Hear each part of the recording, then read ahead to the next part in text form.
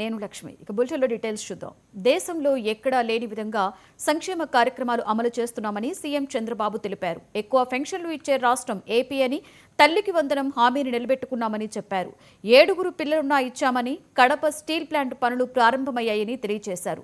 2028 December నాటికి తొలి దశ పనులు పూర్తవుతాయని, వచ్చేసారి 10కి 10 సీట్లు గెలిపించుకునేందుకు కడప ప్రజలు సిద్ధంగా ఉన్నారని కడప జిల్లా గూడెం చెరువులో చెప్పారు.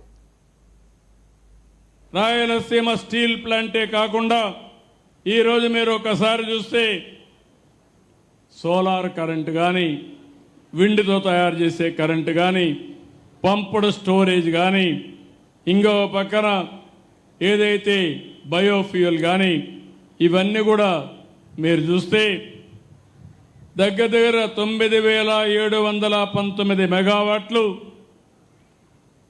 43,604 కోట్ల రూపాయలు ఖర్చు పెట్టి పెట్టుబడులు వస్తున్నాయి.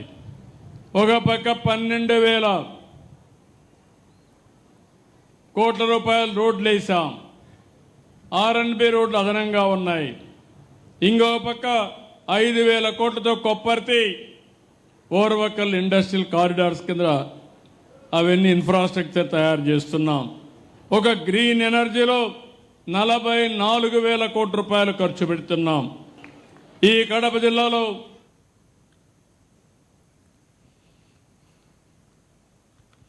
వైఎస్ జగన్ నెల్లూరు పర్యటనకు వెళ్లే అన్ని